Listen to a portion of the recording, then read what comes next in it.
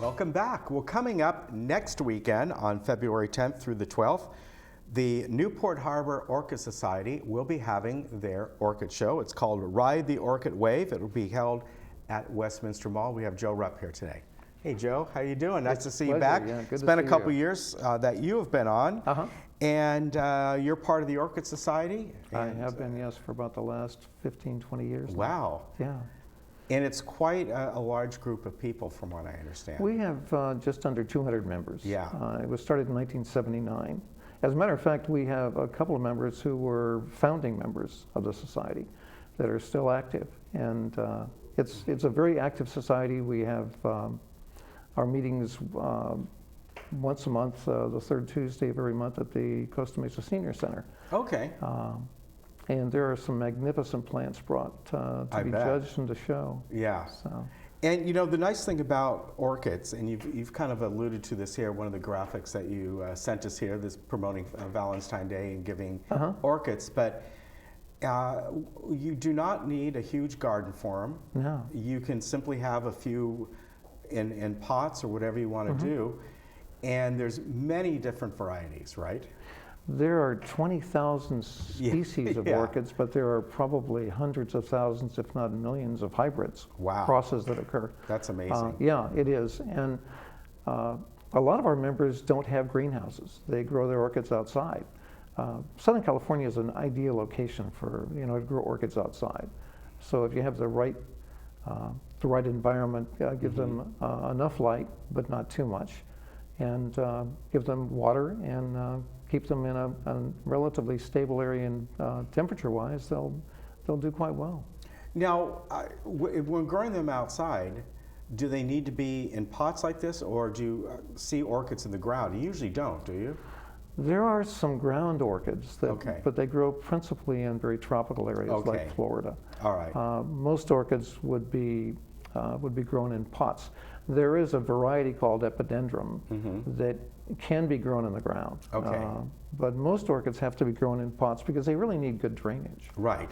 Yeah, exactly. And what about for people who do grow them outside? Of course, it's unusual here, but we got down to the 30s last week. We had some quite, for Southern California, cold weather. And do they need to cover them at that point, or will they do okay if it's a... Most orchids, certainly of this type, this is what's called a cool growing orchid. Okay. But both of those orchids would probably do okay if the temperature got down into the 40s, but if you get down much below that, it's probably a good idea to bring them in the house. Okay, overnight. and if they're in pots, that makes it pretty easy. Yeah, it makes them easy. And they can actually stay, I'm going to just bring one out on the table here. They can actually stay in fairly small pots like this, am I right? Most of them, this one will outgrow its pot, probably within a matter of 2 years or so. All right. This orchid doesn't grow quite the same way. It produces new growth from its original growth, and it just continues to spread out, but it isn't likely to outgrow the pot as quickly as that type of plant will. Now, what I've noticed, because I've now and then have orchids at home, not that I'm an orchid grower or anything like that, but that you actually have these little tendrils or root system that kind of come out from there. Yeah. Does that mean it's setting itself, or it's just okay to leave it that way? Yeah, those are in most cases what they call air roots. And the orchid in nature will typically spread its roots out to stabilize the plant. It usually attaches itself to a tree, to a shady area that it can grow, and those roots are typically what we would consider air roots, and so they'll do fine. Okay.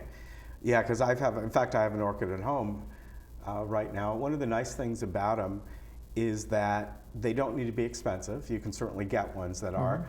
But, one of the things you have on your Valentine's 5 reasons orchids are great gifts is that they have a great endurance. You can get a plant like this, you get someone flowers, and if they last a week, you're pretty lucky.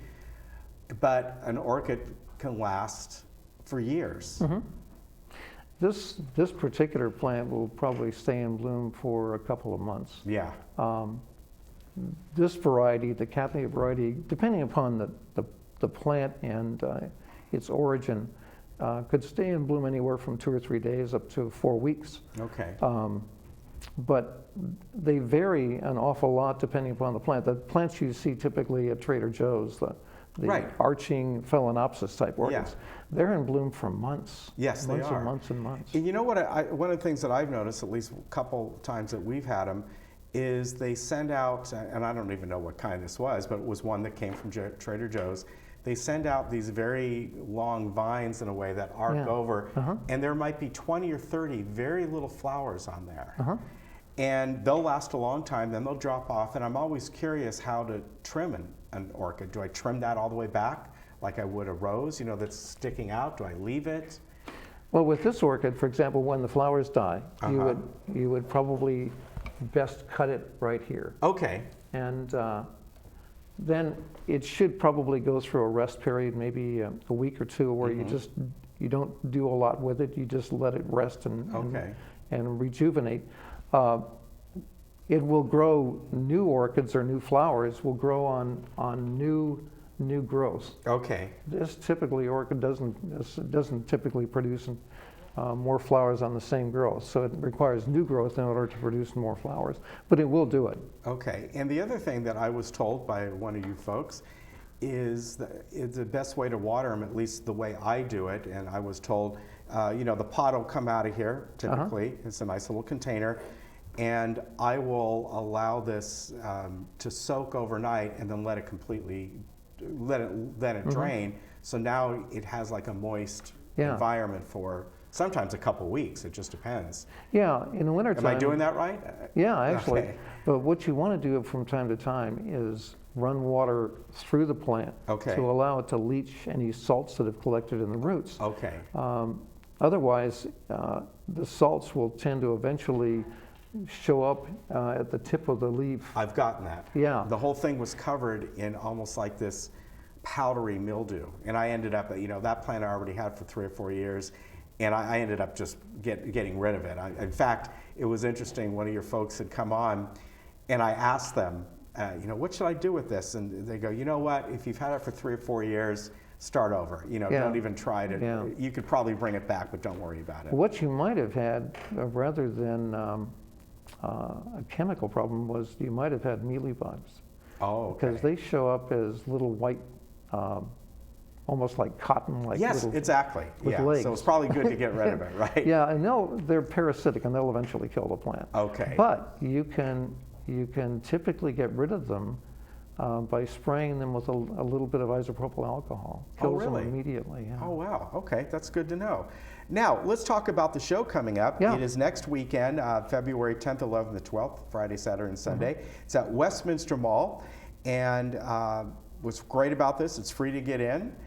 And you're going to have vendors there, orchid displays, classes, all kinds of things. It's a great event for people to go to want to know about orchids and pick up some while they're there. Absolutely. We have 15, 16 vendors who will be selling orchids. On Friday, Saturday, and Sunday at 2 p.m., we are offering repotting classes. Oh, that's good. It's $6 to cover the plant and the materials. Okay. You'll be shown by one of our members how to repot an orchid, and then you can take the plant home. Oh, well, gee, you can't beat that at all. Yeah, it's awesome. For $6, you get a little instruction and you get a plant to take home with you. Oh, that's fantastic. And the hours of the show, Friday and Saturday, they're 10 to 9, so the whole full day. And then Sunday, 11 to 6. Now, again, that's next weekend, the 10th, 11th, and 12th. So keep that in mind. It's the weekend before Valentine's Day. A good reminder to go by there and get some orchids, right? Additionally, there will be displays. There'll be bonsai displays. Oh, that's nice too. As well as art by a good many of the Vietnamese residents down there. Oh, beautiful. Yeah, it's going to really be nice. There are some magnificent bonsai plants there, and all of our growers are expected to put in a display